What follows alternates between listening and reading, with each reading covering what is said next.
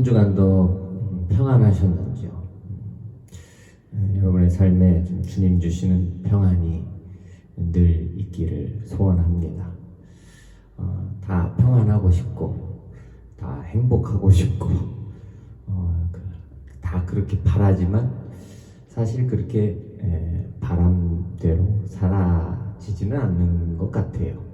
순간순간 여러 가지 위기, 유혹 이런 것들이 찾아오면 늘 그 주님 주시는 평안에서 좀 멀어질 때가 우리의 삶에 늘 찾아오는 것 같습니다. 제가 늘 이렇게 매주 같은 인사로 거의 시작을 하는데 정말 이것이 저는 그냥 뭐 형식상 하는 건 아니고요. 이게 가장 오늘 우리의 삶에 가장 중요한 것이라고 저는 제 개인적으로 그렇게 믿고 그렇게 생각을 합니다. 평안이 행복이고 그렇죠. 주님 주시는 평안이 우리가 평안하려고 노력해서 되는 건 아니니까요. 주님이 저와 여러분의 삶에 늘 이 평안을 주시기를, 그리고 그 주신 평안을 빼앗기지 않고 또 잃어버리지 않고 살아가는 것이 정말 가장 복된 삶이고 그것이 성공한 인생이라고 저는 그렇게 분명히 믿습니다. 그래서 매주 이렇게 같은 인사를 하는데요. 지난 한 주간은 그래도 좀 제가 평안하게 한 주간을 좀 잘 보냈던 것 같아요. 지금 몇 주간 여러 가지 힘든 상황들이 삶 속에 좀 찾아왔었는데 그래도 지난 주간도 마찬가지로 좀 힘든 일들이 많이 있었지만 그래도 그 순간순간을 전보다는 좀 편안하게 제가 잘 하나님이 이기게 하신 것 같아서 참 감사함으로 한 주간을 살아왔던 것 같습니다. 이제 주일 저희 교회에서 이렇게 말씀 나누는 중에 그 본문이 이제 요한복음 2장이었는데요. 그 말씀을 제가 이렇게 다시금 이렇게 살펴보면서 제 제자됨의 의미를 좀 다시 좀 확인하는 그런 시간을 갖게 됐던 것 같습니다.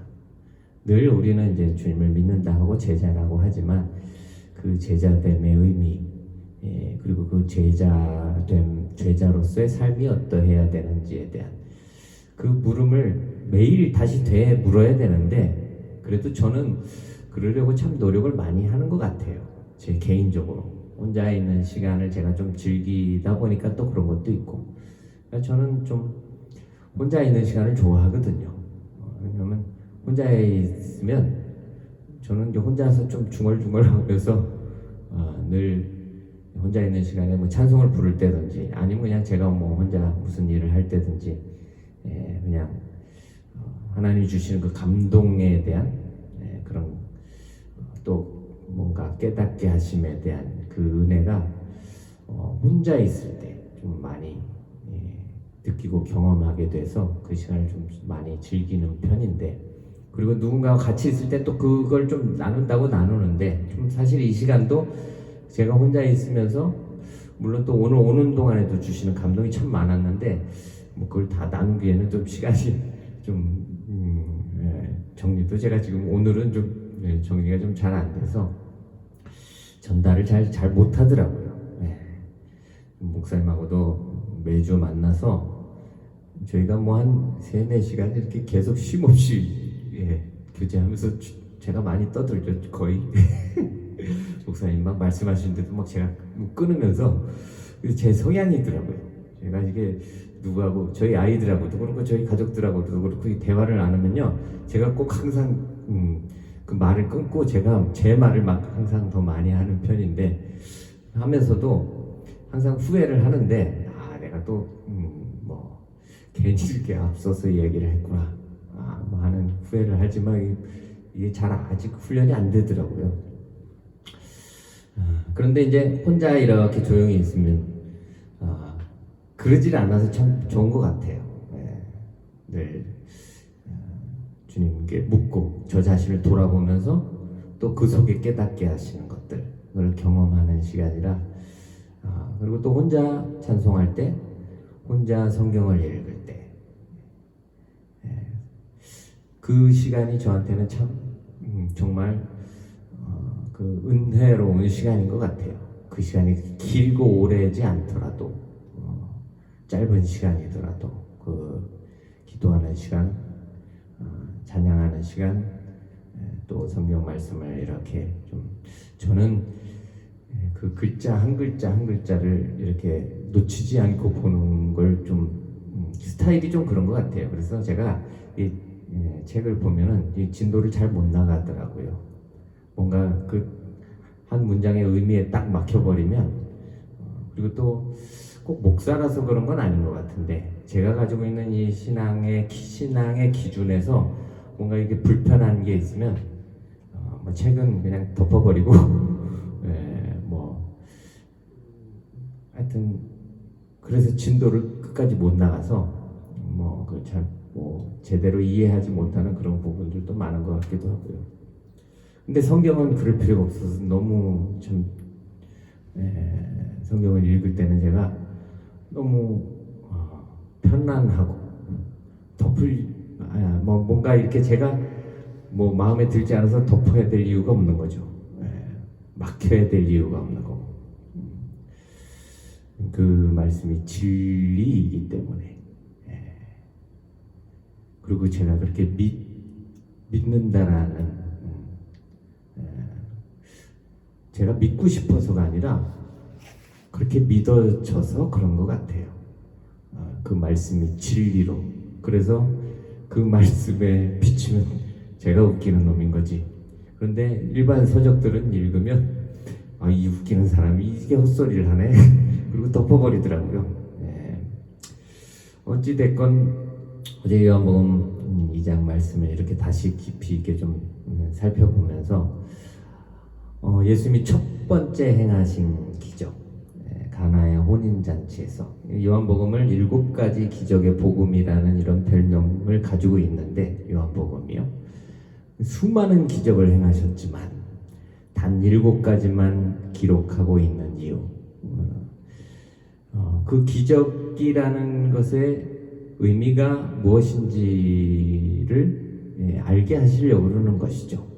그래서 그 많은 기적을 굳이 다 뭐 공간복음에는 여러 많은 기적들을 다 기록하고 있지만 요한복음에 딱 7가지의 기적만 기록하고 있는 이유는 뭐 많을 필요가 없는 것이죠. 어쨌든 주님이 행하신 것을 뭐 하늘을 두루마리 삼고 두루마리로 바다를 먹물로 해서 써도 다 쓸 수 없을 만큼 얼마나 많은 일을 행하셨는지. 그런데 핵심은 하나님의 아들이신 그분이 하나님이시라는 사실.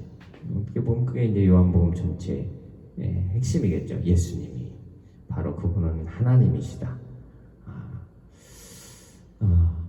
이 요한복음 2장의 첫 번째 가나의 혼인잔치에서 물을 포도주로 변화시키신 그 사건의 내용을 어제 다시 계속 그 말씀 속에서 살펴보다 보니까 참 간단한 건데 전에는 이제 목사님들 설교를 들으면서 돌 항아리의 의미 또 물을 포도주로 변화시키심의 그 말씀에 순종한 하인들의 이야기 뭐 여러 가지 그런 설명들을 이렇게 좀 어려서부터 늘 들어왔었던 것 같아요. 예전에 어떤 교회 저희 이제 사는 지역에 교회 이렇게 이제 현관에 게시판이 있는데요. 그 게시판에 뭐가 게시되어져 있는데 제가 그 내용을 읽다가 이건 뭐지? 예수님이 물을 포도주로 변화시키신 그 사건에 대한 내용을 거기다 기록을 해놓으면서 해석을 한 거죠. 어디서 발췌했는지는 모르겠지만 그 교회에서 거기 그 물이 포도주가 아니라 포도주스라는 거예요. 그래서 야 이것도 뭐지? 아마 그 목사님이 예수님이 술을 드셨다는 걸 용납을 못하셨었던 것 같아요. 아니 굳이 포도주스라고 할 이유가 뭐가 있을까? 그런데 그게 이제 제가 속한 교단 교회였거든요. 그래서 저는 좀 더 충격이었어요. 야, 우리 교단에 그래도 저기 목사님 중에 이런 걸 게시판에 게시물이라고 붙여놓은 이런 분이 있을까? 네, 근데 있더라고요. 본문에 보면은 그게 포도 주스가 아니라 포도주였는데, 네, 그리고 먹고 다 취했다라고 이야기를 하는데, 뭐 사실 별로 중요한 건 아니죠. 중요한 거일 수 있을까요? 어떻게 보면 이 이스라엘 문화 속에서 혼례 예식을 행하는데 가장 필수적인 음료로서 그게 떨어지지 않고 준비되어져 있어야 되는 그 정도인 거죠. 그리고 그날은 그게 떨어졌던 것이고, 갑자기 오늘 또 그런 생각이 나네요.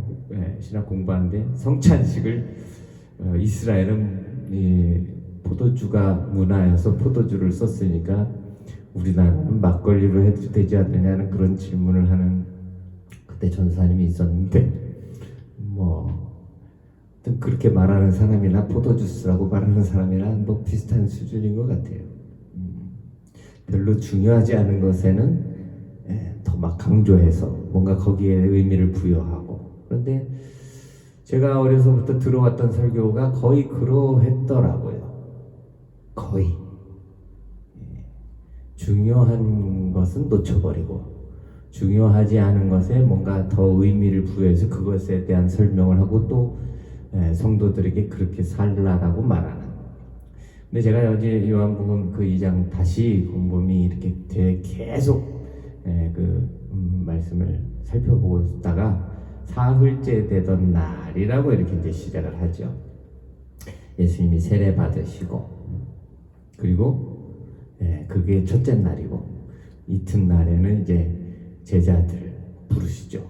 이제 그 중에는 세례 요한의 제자였다가 예수님의 제자가 된 인들도 있고, 또 빌립과 나다나엘, 또 심지어 베드로, 이런 제자들이 이제 예수님을 따르기 시작하는 거죠. 둘째 날에.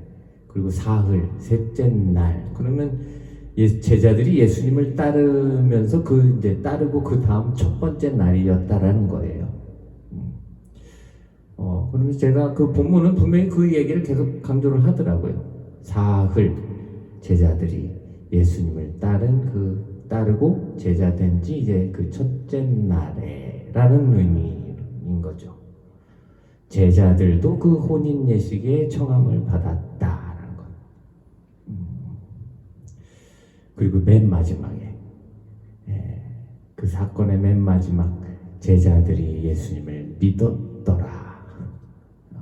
그게 제일 중요한 건데, 뭐 항아리가 뭐고 정결 예식 불을 떠가면서 어떻게 언제 포도주로 변했냐, 사실 그것을 해석하는 것도 의미는 있겠지만, 정말 중요한 것은 하나님이신 그분을 제자들이 따른 그 날, 하나님이 그 증거로 물을 포도주로 변화시키시는 사건을 통해서 제자들을 믿게 하셨다는 사실. 오늘 우리가 그냥 자기가 믿음이 좋아서 믿는 것 같지만 주님이 믿음을 주셔야 되는 것이고, 그리고 그 기적이라는 것은 그냥 수단이죠. 그냥 방편인 것이고. 그런데 오늘 한국의 그리스도인들은 거의 다 물이 포도주 되는 것이 목적이더라고요. 기적은 그냥 예수님이 하나님이심을 믿게 하는 그냥 하나의 표적일 뿐인 것인데, 다 그 표적을 목적으로 두고 살아가는 것이죠. 오늘 우리의 삶의 목적은 예수를 똑바로 믿는 것인데, 예수님을 하나님으로 믿는 것인데, 그러니까 목적이 참 다르니까 삶의 모습도 당연히 다를 수밖에 없겠죠.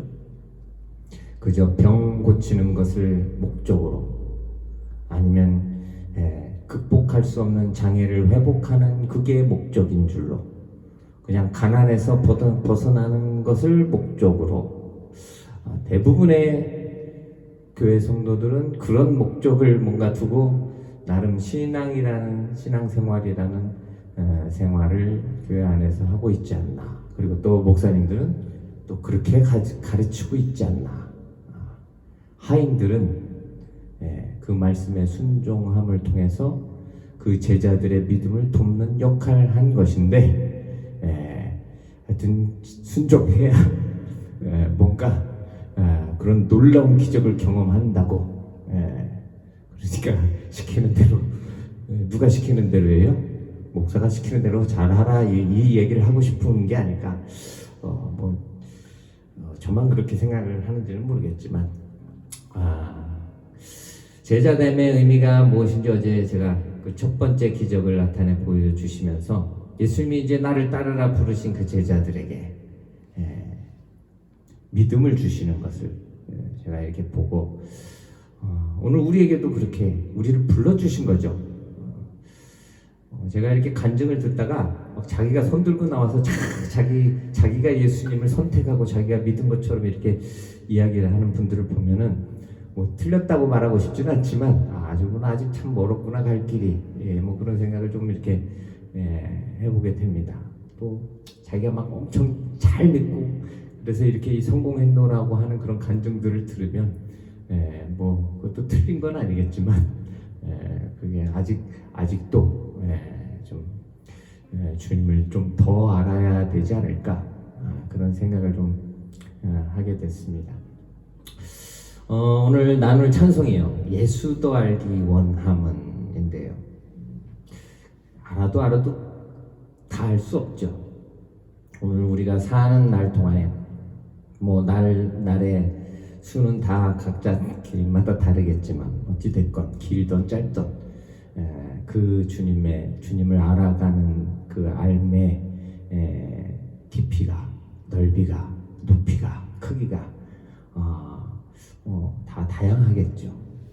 그런데 그 은혜를, 그 사랑을, 그 주님을 정말 더 알기 원한다라는 그런 제 마음에 좀 간증이 생겨서 오늘 좀 이 찬송을 좀 선곡해 보게 됐습니다.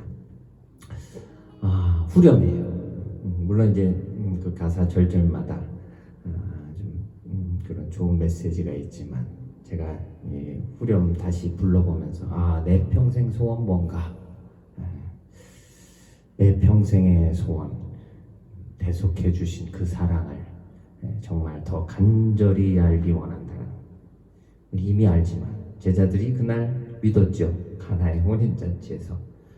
그런데 그 후에 또 배신하고 모른다 하고 부인하고 다 도망가고 흩어지고, 그런데 또 찾아와 주셔서 평안하뇨. 저는 그래서 이 평안이라는 표현을 저는 그냥 이렇게 샬롬 이렇게 인사로 하는 건 아니거든요. 제가 여러분들에게 한 평안하셨습니까? 라고 던질 때 그 의미는 주님이 꼭꼭 문 잠그고 숨어있는 제자들에게 그 문을 뚫고 들어오셔서 그 요한복음이에요.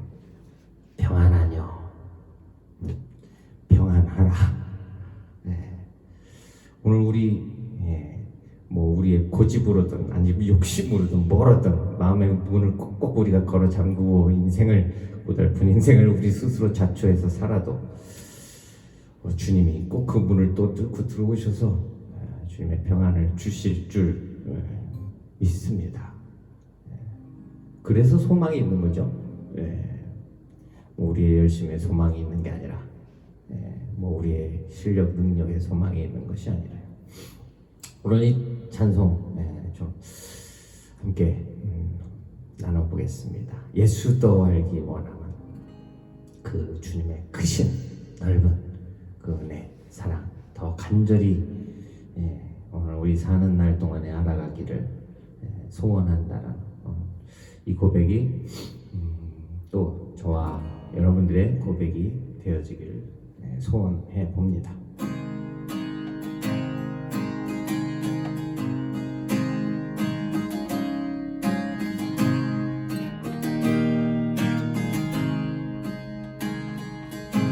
예수도 알기 원함은 크고도 넓은 은혜와 배속해 주신 사랑을 간절히 알기 원하네. 내 평생의 소원, 내 평생의 소원, 배속해 주신 사랑을 간절히 알기 원하네. 성령의 스승 되셔서 진리를 가르치시고 거룩한 뜻을 깨달아 예수를 알게 하소서. 내 평생의 소원, 내 평생의 소원, 배속해 주신 사랑을 간절히 알기 원하네. 성령의 감화 받아서 하나님 말씀 배우니 그 말씀 한 절 한 절이 내 맘 내 교훈 되도다. 내 평생의 소원, 내 평생의 소원, 배속해 주신 사랑을 간절히 알기 원하네. 예수가 계신 보좌는 영광에 둘려 있도다. 평화의 왕이 오시니 그 나라 왕성하도다.